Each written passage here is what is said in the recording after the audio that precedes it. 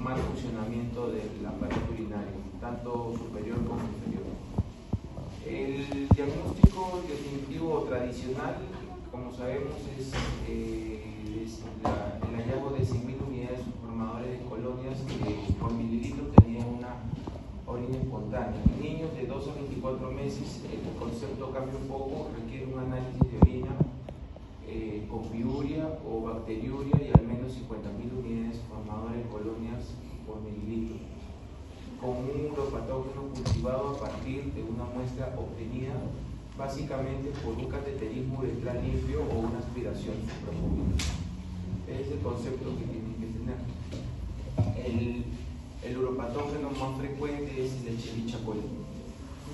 Dentro de la prevalencia, vemos que la prevalencia en los primeros años de vida es más prevalente, más frecuente en mujeres que en hombres, hasta un 7.5%.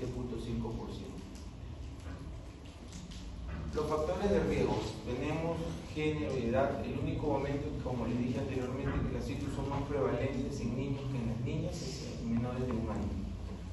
La circuncisión reduce casi 10 veces el desarrollo de naído. Eso ya lo vamos a hablar posteriormente, sobre todo desde los 6 primeros meses de vida.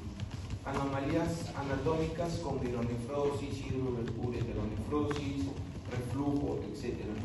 Cálculos infecciosos pueden ser también factores de riesgo para producir este tipo de patologías.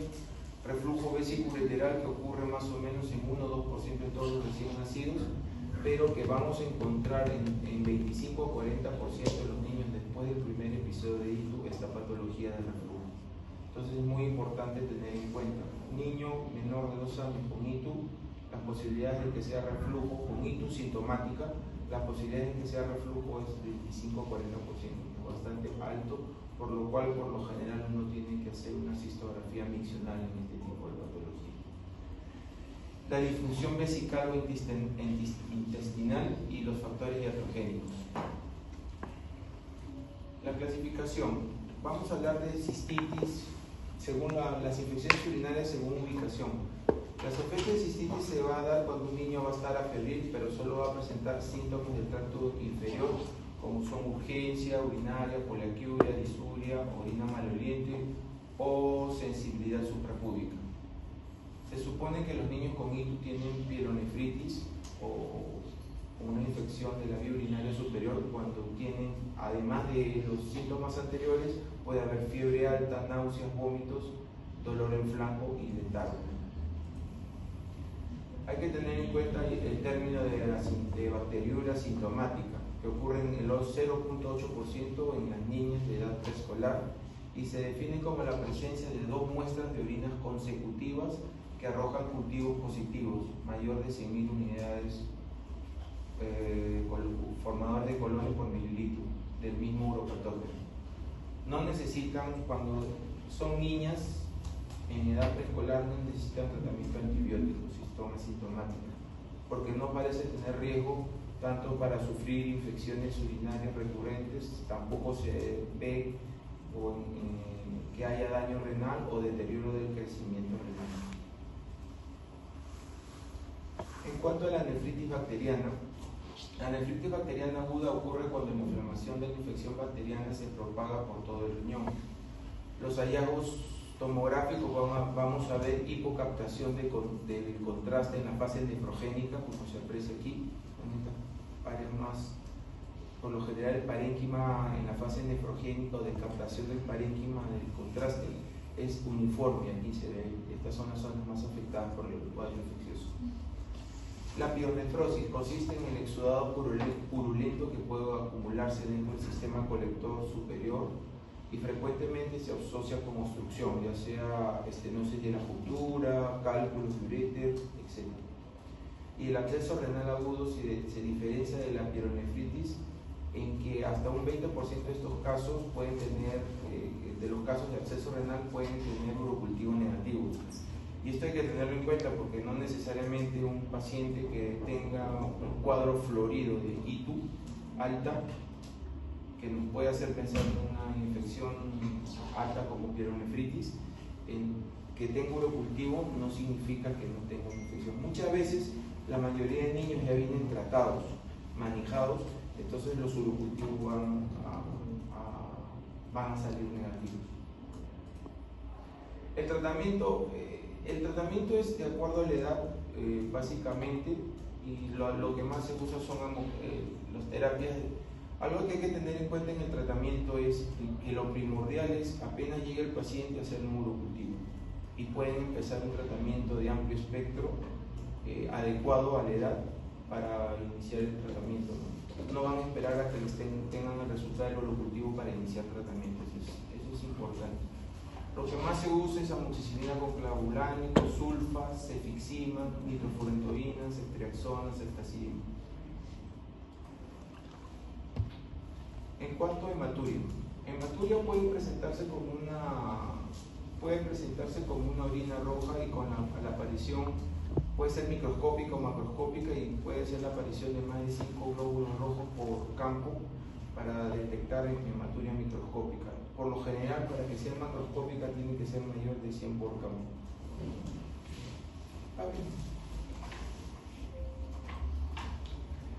Como les dije, la hematuria microscópica aislada ocurre aproximadamente en el 1% de los niños en edad escolar. Y menos del 25% de estos niños tendrán hematuria fuera repetidas. Y la mayoría tendrán una resolución espontánea al año del diagnóstico de la hematuria. Por lo general, esto remite. Hay que tener en cuenta que más o menos un 15% de las hematurias estudiadas pueden quedar sin diagnóstico etiológico. Entonces, eso no hay que preocuparse mucho. Las etiologías de hematuria macroscópica y microscópica son múltiples y eso ya en cada capítulo lo irán manejando. El reflujo vesicureteral. El reflujo vesicureteral es una de las patologías que más frecuentemente encontramos en niños y niñas y hace referencia al pasaje retrógrado de la orina de la vejiga al uréter. Normalmente la patología o la etiopatogenia significa se va a dar por una mala inserción o insertación del uréter en la cual no va a tener un adecuado túnel submucoso. El uréter cuando ingresa a la vejiga no ingresa en forma perpendicular, sino en forma oblicua. Y se va a ubicar, atraviesa el músculo y se va a ubicar entre el músculo y la mucosa, el urotelio. Más o menos 2 centímetros y de ahí se apertura el meato. Esto es lo que le da la continencia al uréter para que no haya reflujo. Ahora, ¿qué es lo que te puede producir un reflujo vesicureteral? Básicamente 4 aspectos.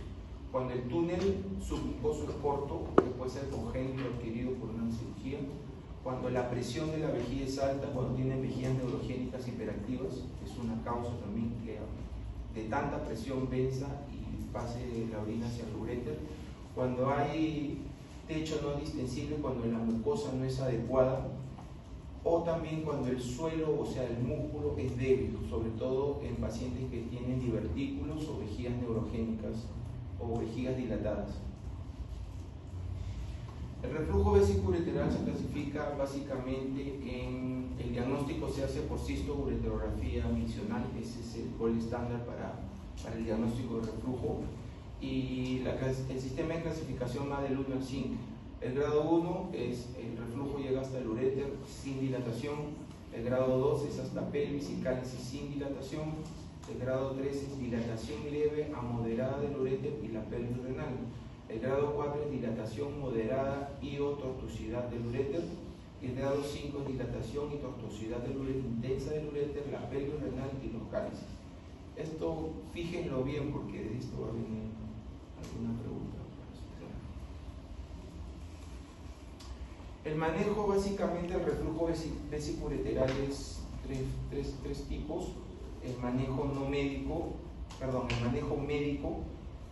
y el manejo no médico quirúrgico. El manejo médico, aquí tenemos las principales directrices para el tratamiento conservador del reflujo vesicureteral.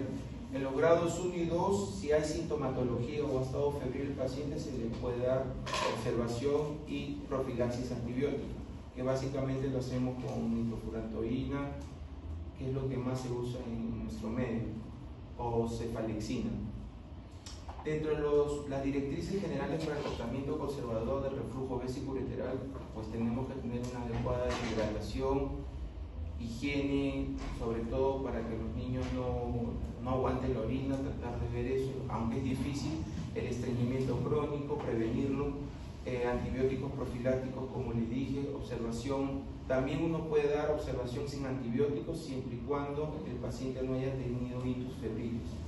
Se pueden dar anticolinérgicos o espasmolíticos en caso de pacientes que tengan vejiga hiperactiva neurogénica.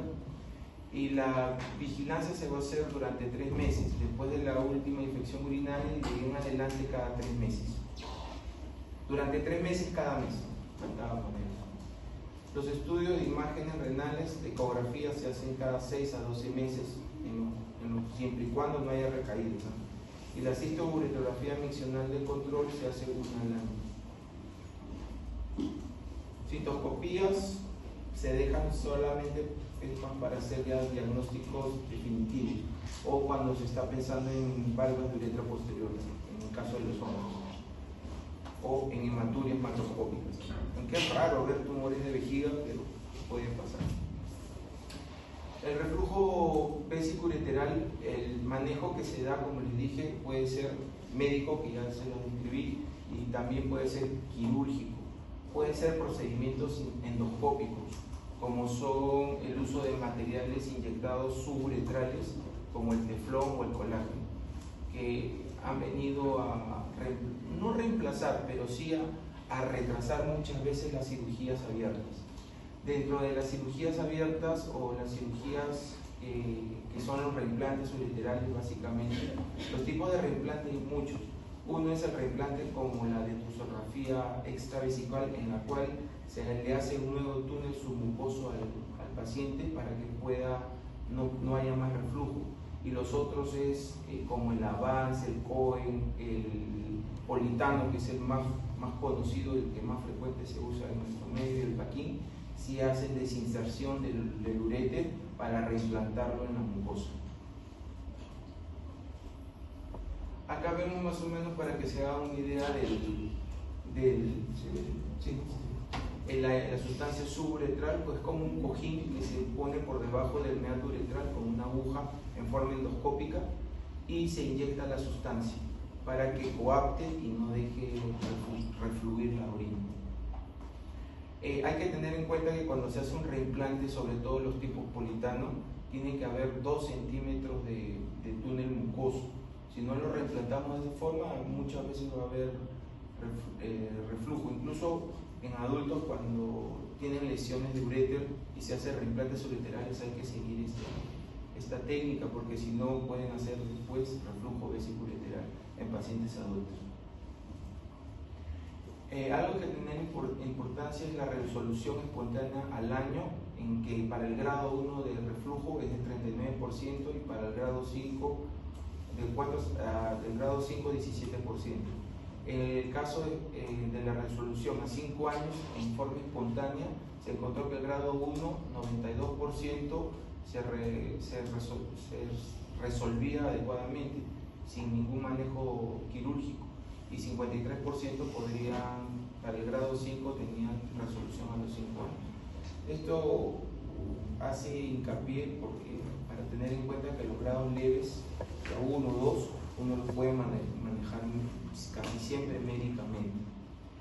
Vemos que la corrección o el reimplante ureteral tiene para el grado 1 99% de éxito y para el grado 5 hasta 97% de éxito. Perdón, 81% de éxito. O un ponderado del 97%, por lo cual es el gol estándar para reflujo ureteral que fracasa al tratamiento médico. Y las inyecciones endoscópicas también están entrando mucho porque baja el grado de reflujo. A veces tenemos un grado 3, le inyectamos la sustancia y baja al grado 1 y podemos hacer manejo médico. Entonces eso es importante, ya no se evita una cirugía.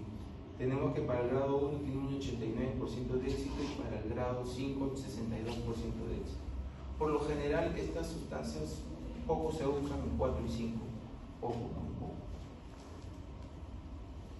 Ahora vamos a hablar de hidronefrosis. La hidronefrosis prenatal es una de las anomalías más comunes detectadas en la ecografía prenatal y ocurre hasta el 5% de los embarazos. Se relacionan más con anomalías congénitas del tracto urinario renal y del tracto urinario colector.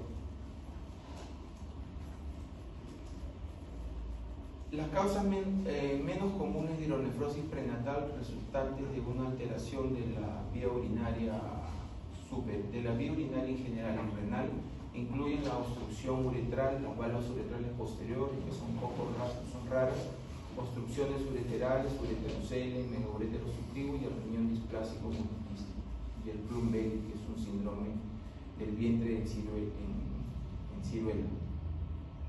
Con raras excepciones, todos los fetos con hidronefrosis prenatal unilateral y la mayoría con hidronefrosis prenatal bilateral pueden ser tratados de manera expectante. Ya vamos a hablar de eso después. Vemos que cuando tenemos una hidronefrosis con un diámetro pielo-renal menor de 7 milímetros, mayor o igual, perdón, de 7 milímetros, después de las 32 semanas, vamos a tener que, cuando nazca ese niño, se va a pedir una ecografía renal o una ultrasonografía entre los 2 y 30 días después de nacido.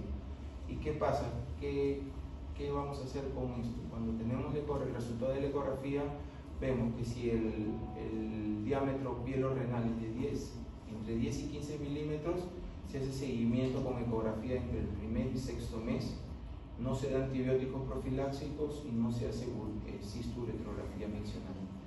Si tenemos el diámetro mayor de 15 milímetros con dilatación ureteral, se hace seguimiento ecográfico entre 1 y 3 meses. Se puede considerar, eso ya queda a criterio del médico, utilizar antibiótico profiláctico y también considerar la cisturetrografía mencionada. Y si el diámetro es mayor de 15 milímetros, pero que hay alteraciones de parénquima renal o vejiga dilatada, tenemos que hacer una ecografía al mes y comenzar antibióticos profilácticos de hecho, y de todas maneras hacer una cisturetrografía mencionada.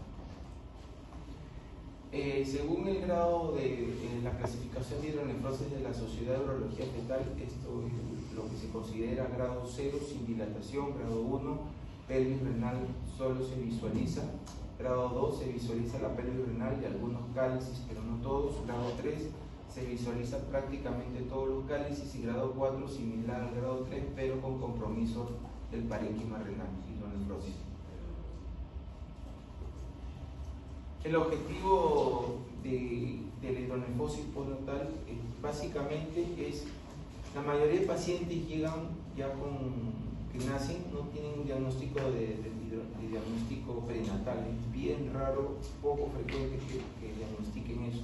Casi todos los casos que van a encontrar van a ser ya que tengan instalado un cuadro de infección urinaria recurrente y en el tiempo, en el momento se hace el diagnóstico de hidronefrosis. Pero es poco frecuente, en nuestro medio al menos, encontrar que ya vengan con hidronefrosis prenatal.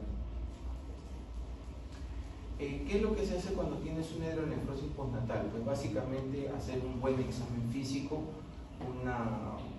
un examen abdominal que podría representar o palparse un riñón agrandado o con uropatía obstructiva, una vejiga dilatada o palpable. También se puede hacer diagnóstico del síndrome Plum-Bailey, que es el síndrome de vientre de ciruela. La presencia también de anomalías en el oído externo se asocia con un mayor riesgo de malformaciones congénitas del riñón y de la vía urinaria. La ecografía. En los pacientes en hidronefrosis postnatal, la ecografía postnatal está justificada si la ecografía prenatal es mayor de 10 milímetros. Entonces, si tenemos un niño con ecografía prenatal mayor de 10 milímetros, incluso si algunos consideran 7, en eso hay una poca divergencia, pero se tiene que hacer una ecografía postnatal apenas nace. Si la ecografía postnatal demuestra hidronefrosis persistente o con hidrouretronefrosis o vejiga dilatada, de todas maneras se cistiene que realizar una cisturetrografía miccional. aquí hay que tener en cuenta a qué se llama hidronefrosis leve, moderada y grave. Leve cuando el diámetro pielo-renal es menor de 10 milímetros, para grados SFU1 y 2, que ya les dije anteriormente. La hidronefrosis moderada cuando el diámetro es de 10 a 15 y la hidronefrosis grave es cuando es mayor de 15 milímetros. ¿Qué hacemos? ¿Qué hacemos cuando hacemos una cistoretrografía de un paciente que tiene hidronefrosis postnatal y ya le hemos diagnosticado una hidronefrosis por ecografía? Entonces ya quedamos que cuando es mayor de 10 milímetros se hace una cistoretrografía. ¿Y qué nos puede salir acá? ¿Qué puede pasar? Lo primero es que nos puede salir que se detecta una obstrucción en la salida de la vejiga, aquí.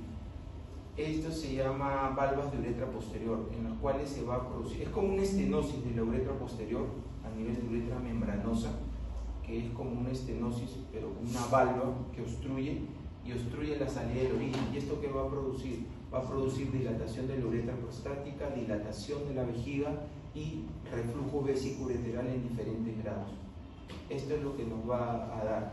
Entonces, si tenemos este caso, tenemos que realizar una citoscopía para confirmar el diagnóstico y de repente poder hacer un tratamiento de ablación de esta patología de valvas de uretra posterior. Ahora, si vemos que ya no nos sale nada en uretra, la vejiga está normal, pero sí se detecta reflujo, si en la cistoretrografía mencionada se encuentra reflujo, las opciones terapéuticas pues se van a hacer de acuerdo al grado de reflujo que haya, ¿no? Si es 1 o 2 se puede dar manejo médico, si es 3, 4 manejo quirúrgico, eso ya lo decide muchas veces el médico en relación con los padres del paciente. Y si no hay reflujo, en la cistoretrografía miccional no muestra reflujo, la evaluación adicional depende del grado de hidronefrosis. O sea, solamente no tenemos reflujo, no tenemos nada de patología de uretra posterior, vejiga dilatada, solamente se encuentra hidronefrosis, pero sin reflujo. ¿Qué hacemos? Si la hidronefrosis es grave, o sea, es más de 15 milímetros, se somete a pruebas adicionales con un radiorenograma diurético, o test de LASIK se llama, para detectar obstrucción. Si es obstructivo, cirugía, una pieloplastia. Si el grado de hidronefrosis es moderado, o sea, tienen un diámetro pielorrenal de entre 10 y 15 milímetros, se les va a repetir la ecografía cuando cumplan entre 4 y 6 meses de edad. Esto es muy importante. Si es un grado leve, también se observa, se hace control de ecografía. La resolución. La mayoría de los casos de hidronefrosis postnatal leve, a los 18 meses se van a resolver en forma espontánea, sin hacer nada. Si no hay cambios en la ecografía de seguimiento y continuamos monitoreando el grado de hidronefrosis con una ecografía realizada al año de edad, es lo que se debe hacer. Y si es necesario, entre los 3 y 5 años de edad. Si el paciente desarrolla síntomas o aumenta el diámetro pielorrenal, ahí se tiene que realizar una gamografía renal con test de LASIK. Si hay empeoramiento de la hidronefrosis, si el grado de hidronefrosis aumenta, se realiza también un radiorenograma para determinar si existe un proceso obstructivo, y esto nos determina para hacer el diagnóstico de estenosis de la juntura pielureteral y hacer cirugía. Justo el miércoles pasado operé un chico de 17 años que tenía una hidronefrosis del lado derecho total, un riñón más o menos como de 40 centímetros, con toda la pelvis, las cálices. Y miren, él ha llegado a los 17 años para hacerse el diagnóstico. Y él vino solamente por dolor en flanco derecho. Se le hace una ecografía, se encuentra la hidronefrosis, se le pide la gamografía porque estaba totalmente dilatado, 0% de función. Y se procedió a hacer un enfrentamiento. En los casos de pacientes con hidronefrosis postnatal, ¿en cuáles se va a hacer profilaxis antibiótica? La profilaxis antibiótica se va a reservar para los pacientes que tienen uréteres dilatados, una vejiga agrandada, cuando hay obstrucción ureteral bilateral de la estenosis de la juntura y cuando hay una hidronefrosis gigante de un riñón con un diámetro pielo-renal mayor de 30 milímetros. Como le dije, el radiorenograma se pide cuando es una hidronefrosis que ya se le descartó reflujo y síndrome de valvas uretrales posteriores. Y la resonancia magnética se usa más que todo, no para hacer diagnóstico de esta patología, sino más que todo para ver por probables malformaciones arteriales. Muchas veces las estenosis de la juntura pueden producirse por vasos polares que atraviesan la unión pielo-ureteral o están alrededor de la unión pielo-ureteral y producen una estenosis extrínseca.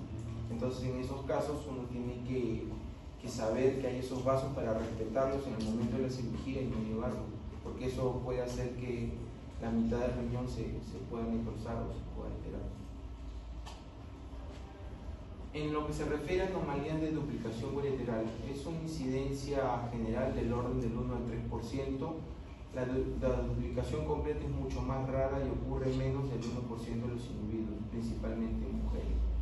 La duplicación ocurre bilateralmente en el 40% de los casos, y la duplicación del tracto urinario superior tiene una tendencia familiar y una incidencia del 8% de familiares cercanos.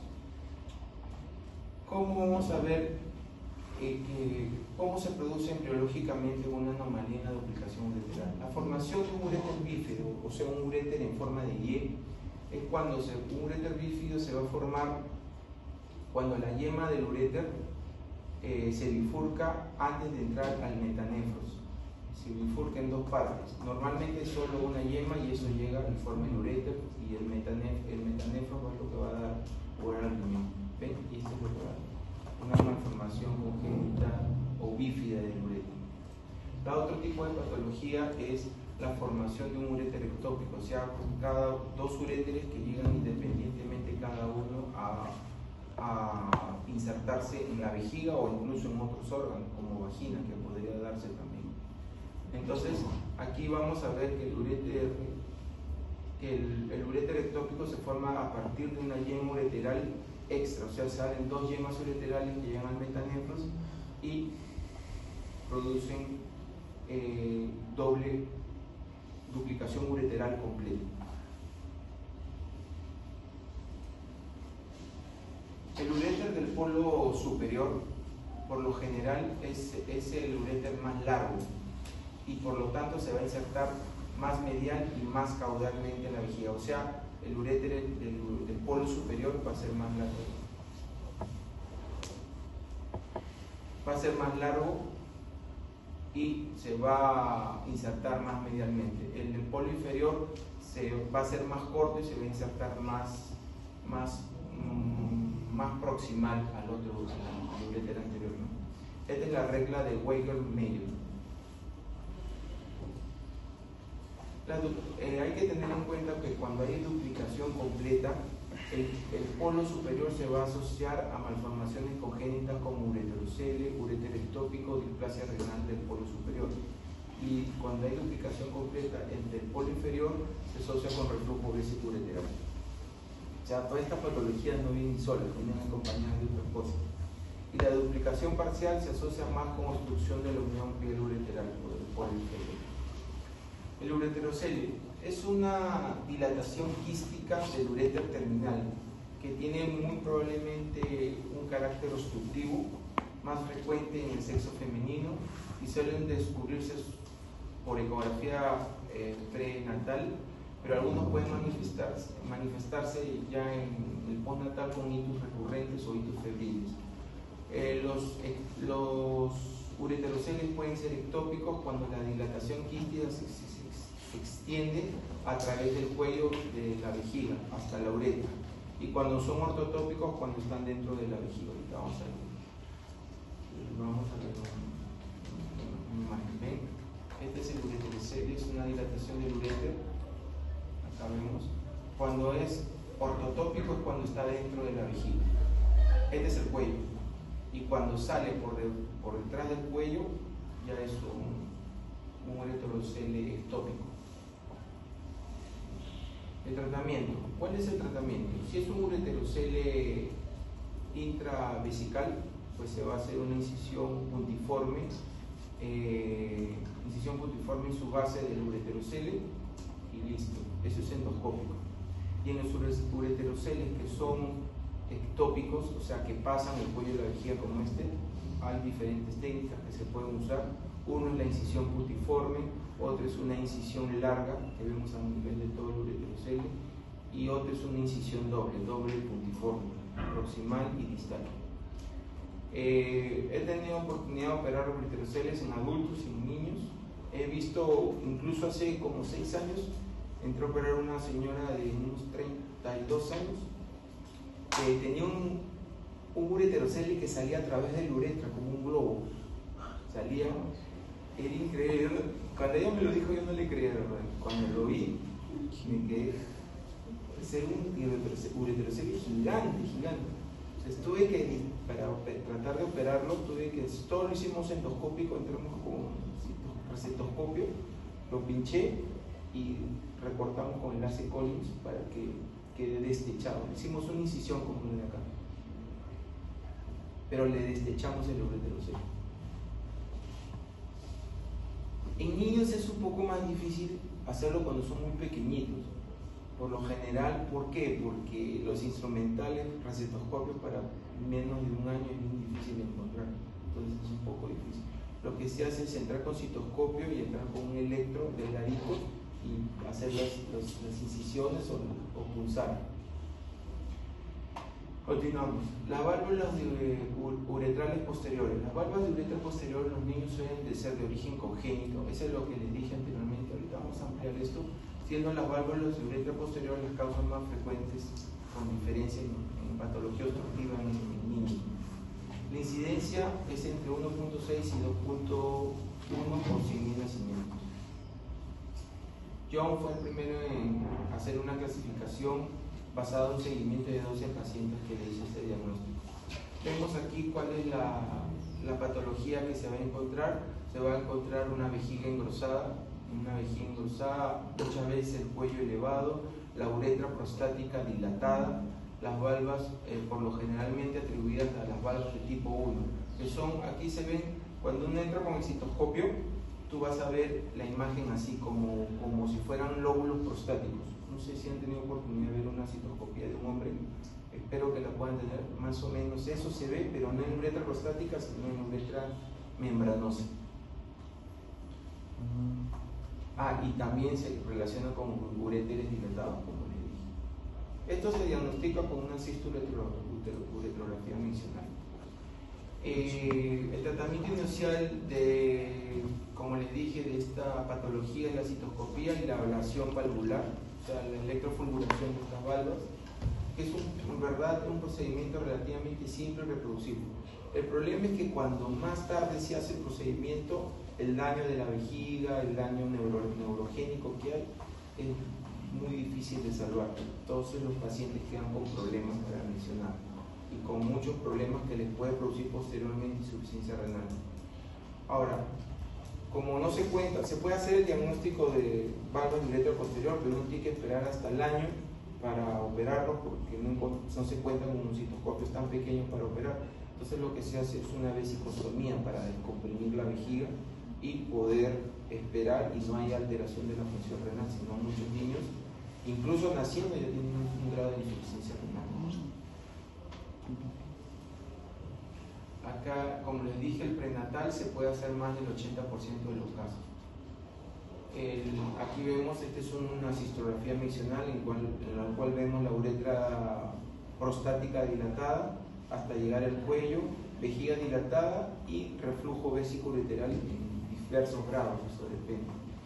¿Cuáles son los predictores de mal resultado funcional e insuficiencia renal de inicio temprano? Pues la detección de esta patología antes de las 24 semanas de gestación, engrosamiento marcado de la pared vesical, riñones secos brillantes con displasia renal y oligohidramios. Estos son factores de mal pronóstico en los cuales es muy probable que estos niños vayan a ir recién. Como les dije, el diagnóstico se hace con cisto-uretrografía miccional en el postnatal. Hipospadia. Hipospadia es una patología frecuente, una de las más comunes, que después de la criptorquidia en recién nacidos varones, la prevalencia es entre 0.6 y 38 casos por 10.000 nacidos vivos.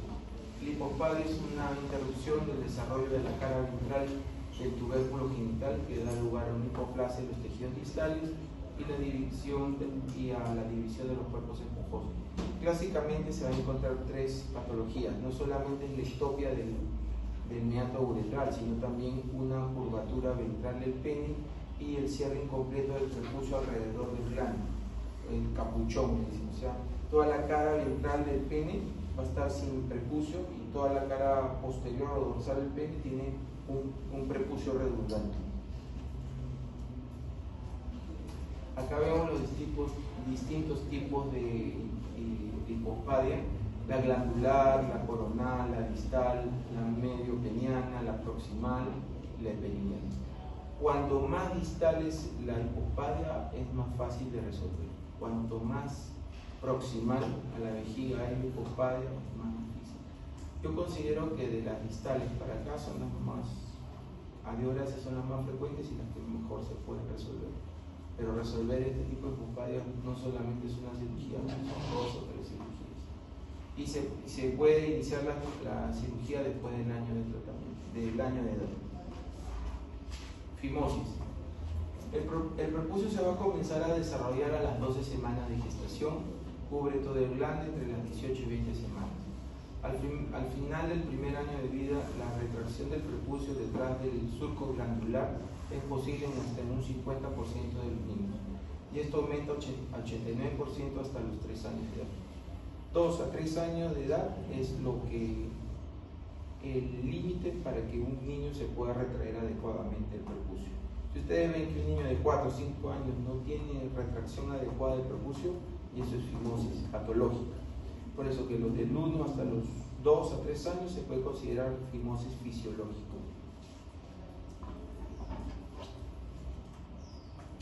La fimosis fisiológica es la incapacidad de retraer completamente el prepucio detrás del glande y no atribuible a adherencias balanoprepuciales. A veces el prepucio, ustedes ven que puede bajar, pero está pegado al glande. Esas son adherencias balanoprepuciales. Eso también uno tiene que esperar hasta los 2 años. Y el tratamiento, si después de los años sigue adherido, se pueden usar corticoides como betametasona o mometasona tópico por 30 días en las noches. Se le coloca y eso hace que se libere. Y de ahí uno puede hacer una liberación. Pero si hay fimosis, no está recomendado de hacer la liberación. El tratamiento tópico sí.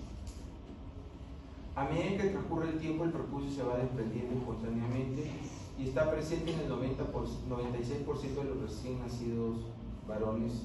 Se puede presentar esta fimosis fisiológica. El estrechamiento del prepucio o las adherencias congénitas entre la parte interna del prepucio y el glande impiden la retracción del prepucio. Entonces, y hay que tener en cuenta que esta fimosis fisiológica o adherencias no tienen que estar relacionadas con fibrosis o cicatrices. Por decir, a veces cuando tienen 1 año la madre les retrae en forma brusca y le forma una herida. Eso se va a volver a cerrar. Entonces eso ya no es una fimosis fisiológica, es una fimosis patológica, porque ya tiene cicatriz y eso sí se tiene que operar. Por eso, eso que dicen los ejercicios, ¿no? Hasta los 2 años tú puedes esperar y no hacer nada. Después de los 2 años, si ves que hay fimosis, puedes usar tratamiento con corticoides locales y si no mejoran, ya la cirugía. Pero si tú lo haces en forma brusca, eso sí les va a producir problemas. La fimosis patológica es secundaria a una inflamación. Suele aparecer durante la pubertad y se asocia a molestias locales urinarias. La balanitis serótica obliterante, que se relaciona mucho con el líquen escleroso, pues estos sí son indicativos para hacer una cirugía. Clínicamente se manifiesta por una placa blanquecina, ven acá, se ve un tejido blanquecino, todo esto. Esta es una fimosis patológica que va a producir una estrechez del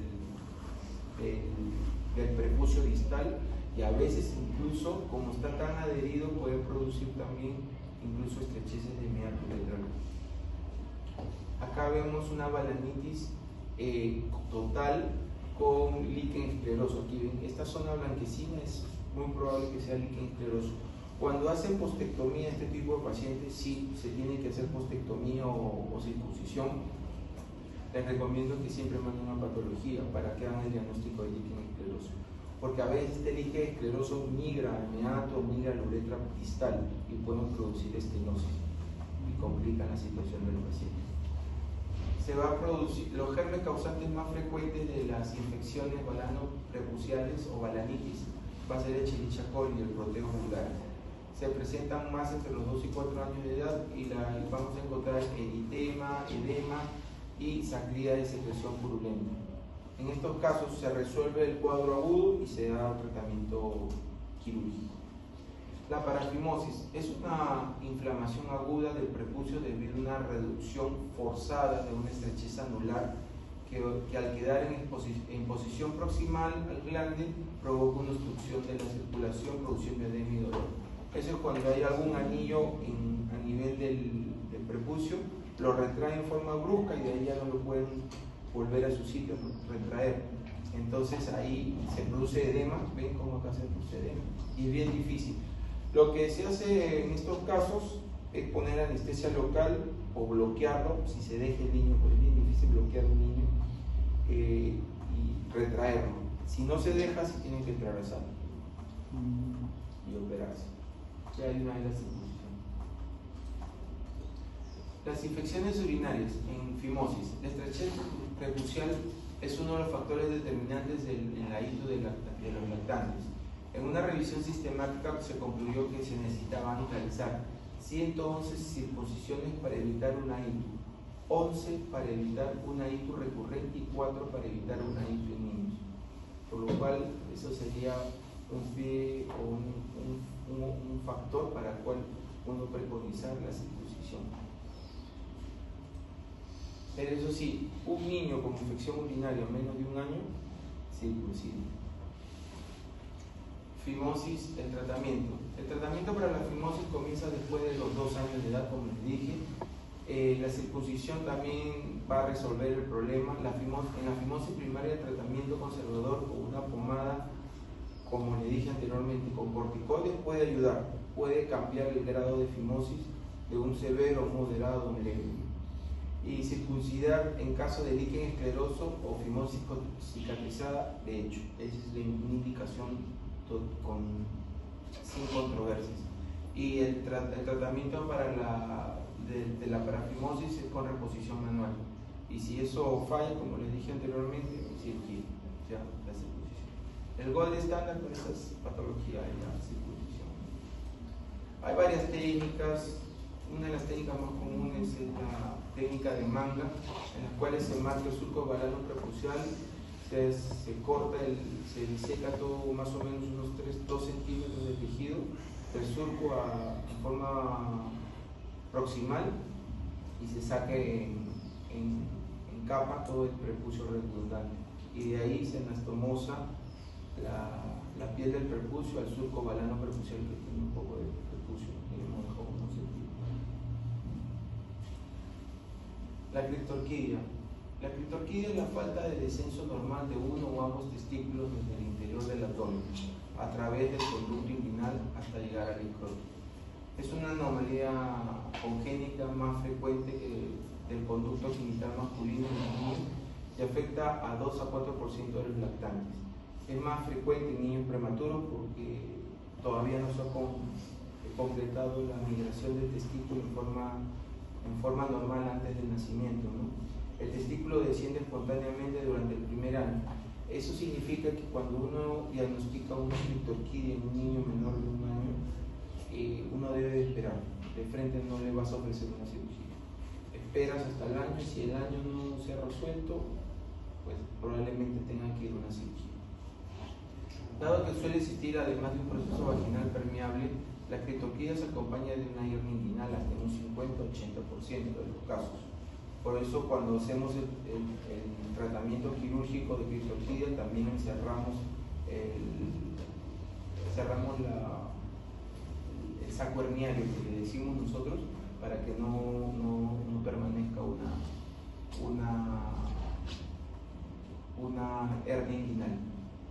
La criptorquidia unilateral y bilateral se asocian a una anomalía de la producción espermática, infertilidad y un mayor riesgo de cáncer testicular.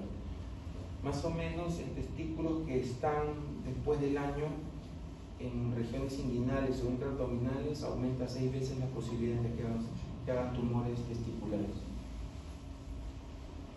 Y también uno por eso tiene hasta el año para operar. Después del año ya comienzan a haber alteraciones de los túbulos seminíferos y otros problemas para la fertilidad de ese testículo. El diagnóstico de criptorquidia es clínico mediante la exploración. O sea, cuando les ven el diagnóstico uno tiene que examinar. Los exámenes de ayuda diagnóstica, la ecografía, a veces cuando son niños muy gorditos pueden ayudar. Pero el examen o el gol estándar para hacer diagnóstico de criptorquidia es clínico. Se puede hacer tomografía, ecografía, ayudan a hacer el diagnóstico, pero no es el gol estándar para hacer el diagnóstico.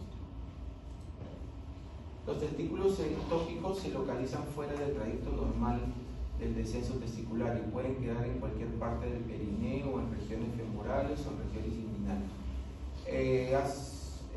He tenido oportunidad de operar laparoscópicamente un niño que tuvo un testículo en pared abdominal anterior. No se encontraba, cuando uno no, algo que les voy adelantando, cuando uno palpa y no encuentra el testículo ni en saco, ni en región inguinal por ecografía, uno tiene que hacer una laparoscopía o una tomografía. Lo indicado es una laparoscopía para buscar el testículo. ¿Por qué? Porque las posibilidades de malignizarse son altas, entonces uno tiene que buscar. En este caso lo encontré en la pared abdominal anterior, pegado ahí. Era una ubicación ectópica. Lo sacamos y un testículo de 8 milímetros, era chiquitito. Eso no tiene que sacar. Y otro concepto que hay que tener en cuenta es lo de los testículos retráctiles. Los testículos retráctiles se localizan en el escroto, pero retroceden hacia el conducto inguinal o el abdomen con un estímulo mínimo, sobre todo reflejos. Los testículos retráctiles no suelen acompañarse de anomalías en la producción espermática, infertilidad o mayor riesgo de cáncer testicular, pero hay un problema, que como no tienen una adecuada fijación, esos testículos son los que se tuercen y dan un síndrome escrotal agudo.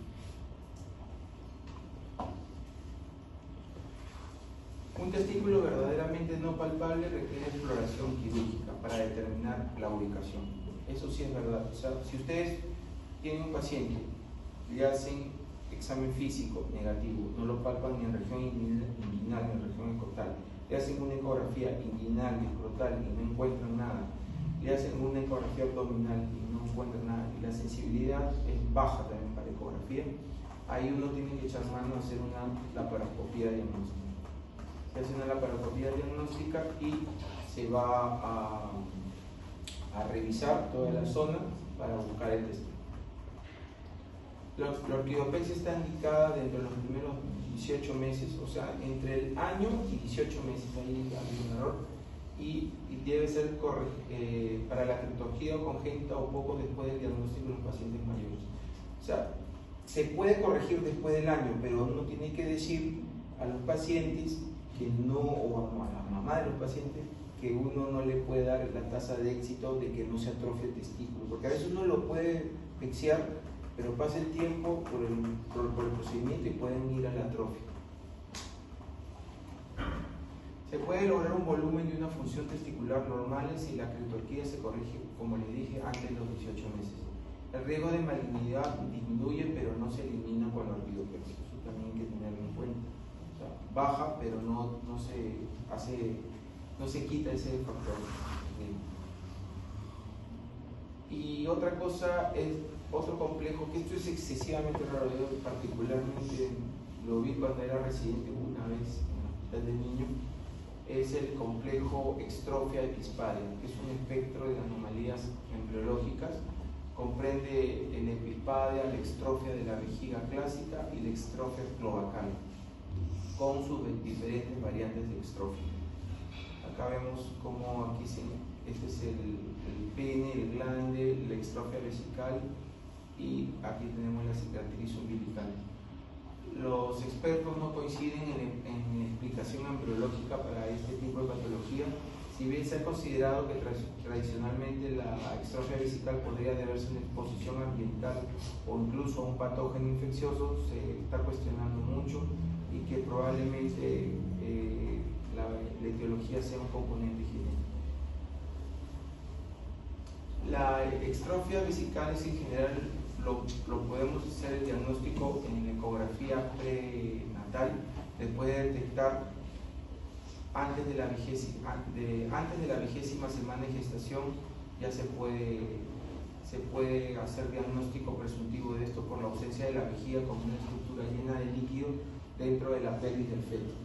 Otros hallazgos ecográficos pueden ser una masa semisólida que protruye la pared abdominal, protrusión abdominal inferior, escroto desplazado hacia adelante con un falo pequeño o poco determinado por ecografía, riñones normales en asociación con un cordón umbilical de protrusión baja y ensanchamiento anormal de la cresta ilíaca. Todo esto son factores o hallazgos ecográficos que nos puede hacer presumir de una extrofia vesical. Los primeros objetivos para esta patología es hacer una reparación de las alteraciones que pueden producirse en esta patología y que consiste en cerrar la vejiga y la uretra y reconstruir los genitales a fin de crear órganos funcionales para la continencia, la misión y la actividad. Los abordajes quirúrgicos se han desarrollado en dos tipos o dos partes. Uno es la derivación urinaria, es decir, qué hacer en el momento del diagnóstico cuando nace. Lo que se puede hacer son derivaciones urinarias y después ya entrar a hacer una reconstrucción de la vejiga y una reconstrucción anatómica ya cuando el niño esté más grande. Las derivaciones urinarias que se pueden hacer pueden ser externas, como la bolsa indiana, MENS, que son reservorios fecales con un conducto ileal soleado, que se hace cateterismo intermitente, se comunica la vejiga abierta o se hace una derivación de los uréteres al intestino y se adhiere a la pared abdominal y por ahí se hace cateterismo. Las derivaciones internas, como son las vejigas rectales, las colotomías con colostomía proximal, la ureterosigmoidostomía también es otra cosa que se puede hacer, es implantar los uréteres, desinsertarlos de la vejiga y implantarlos en el sigmoide para que funcione como una cloaca y poder derivar la orina hasta que el niño crezca y de ahí se hace la reconstrucción final. Y la otra es hacer una derivación incontinente, como insertar en un segmento de ilion o colon y anastomosarlo a la pared, y que los uréteres lleguen a ese segmento de ilion y por ureterostomía se pone una bolsa de ureterostomía y por ahí sale la orina. Esa es otra derivación urinaria que es más frecuente se hace en nuestro medio. La extrofia vesical, una vez que ya tengan el peso adecuado, se puede hacer una reconstrucción anatómica. La reparación moderna en distintos tiempos de la extrofia y el desarrollo de la reparación primaria completa de la extrofia es básicamente aquí. Miren, aquí se ve, este es el pene, y se ve grande nada más prácticamente, la vejiga abierta, toda la vejiga abierta, se pueden ver hasta los meatos ureterales, como en citoscopía. Ven, acá se ve cómo lo cateterizan para poder tenerlos en cuenta. Aquí uno se hace la separación del falo. Lo primero que hay que es separación del falo y individualizarlo de la vejiga, y de ahí ya se hace la reconstrucción de la vejiga. Es una cirugía bien difícil y con muy poco retribuyente porque tiene muchas complicaciones. Aquí queda después como quedan en la cirugía, se queda con cateterismo uretral por un mes, con catéter uretral por un mes, y las principales complicaciones ahorita vamos a ver. Después del cierre primario, 4 semanas de la cirugía, se calibra la uretra, la salida de la vejiga mediante un catéter uretral o con una sonda uretral para asegurar el drenaje libre. Se realiza una ecografía completa para determinar el estado de las glándulas renales y de los uréteros para ver que no haya hidronefrosis y se administran antibióticos urinarios adecuados porque todos los pacientes van a presentar cierto grado de reflujo. No porque haya una mala insertación de los uréteros, sino porque muchas veces estos pacientes tienen presiones de vejiga muy altas y eso hace que produzca reflujo.